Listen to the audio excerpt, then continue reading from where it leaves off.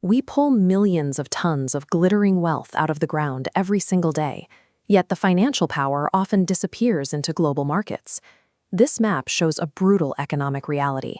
The regions with the highest density of physical natural capital, places like Africa and South America, are statistically the same ones drowning in sovereign debt.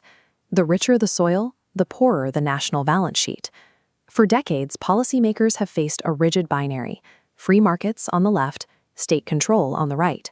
The free market path offers immediate cash flow. Open your borders, let private capital pump out the resources, and use export revenue to modernize. The state control path focuses on protection: nationalize the mines, block the foreign corporations, and try to keep the resources for the citizens. Neither path has secured long-term financial independence for resource-rich developing nations. One sells off the future for a quick paycheck, while the other hoards assets without a clear way to generate value. Sovereignomics steps outside this traditional debate. It argues that the conflict between the state and the market is a secondary concern. Economic prosperity depends on whether a nation legally structures, values, and preserves its underlying natural assets before a single ounce of it is ever extracted. To understand the difference, we can plot these economic systems against their actual impact on resource-rich nations. Capitalism and neoliberalism begin with open markets, rapid extraction, and foreign direct investment. This system successfully drives technological advancement, commercial dynamism, and immediate export revenue. But there is a structural flaw for the producer. Under this logic, a mineral only has value once it is extracted and sold.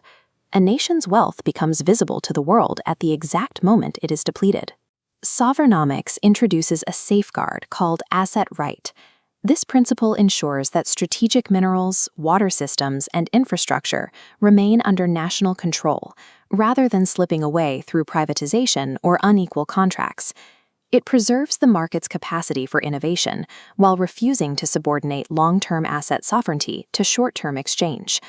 While capitalism generates global growth, for a resource-dependent nation, it often creates a cycle of capital dependency rather than sovereign liberation. Many nations pivot to the second row: socialism and resource nationalism.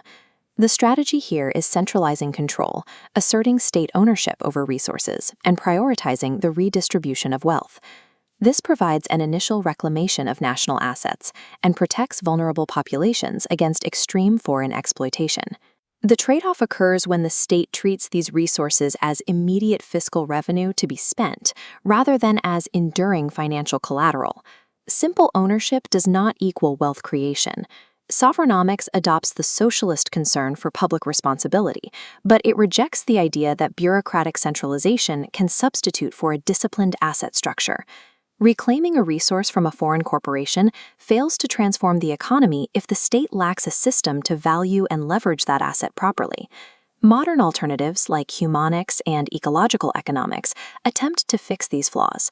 These systems prioritize human dignity, health, and the preservation of ecosystems over abstract GDP indicators. This creates more humane and sustainable societal targets, reminding us that economies exist to serve people and nature. Yet the structural trade-off remains. A nation can record high health and education scores while still relying entirely on external debt and surrendering financial power to foreign institutions.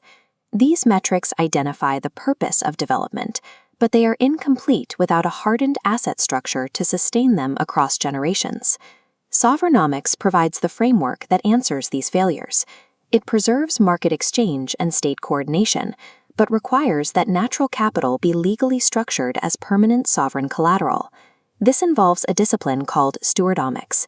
It reorganizes national wealth around intergenerational continuity, ensuring assets are preserved and strengthened for the future. Natural capital functions as the foundation for sovereign finance, currency power, and geopolitical bargaining strength.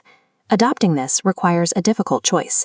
A nation must sacrifice rapid extractive cash flow and short-term debt relief in order to keep the asset intact. This does not mean resources are frozen forever. It stops the irrational liquidation of wealth before its full strategic value can be structured into the economy.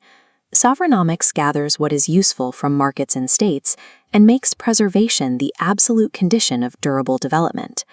This decision tree shows how a nation's choice at the moment of resource discovery sets its long-term financial trajectory. Markets are excellent tools for exchange, but they are poor masters of a nation's long-term security.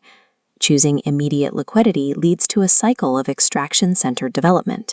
The nation loses the asset, spends the cash, and remains trapped in debt dependency. Structuring the asset as collateral provides a mathematical route to retaining ownership while generating the financial leverage needed for intergenerational wealth.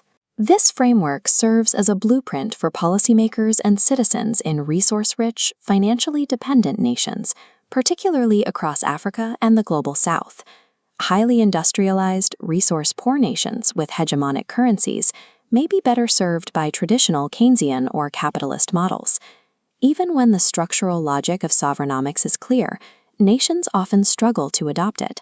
This happens because centuries of external dependency have created deep psychological patterns in how wealth is perceived. Building structural wealth requires moving past the belief that national assets only have value when external markets approve them. True sovereignty begins by breaking the habit of seeking validation from the very systems that profit from your depletion.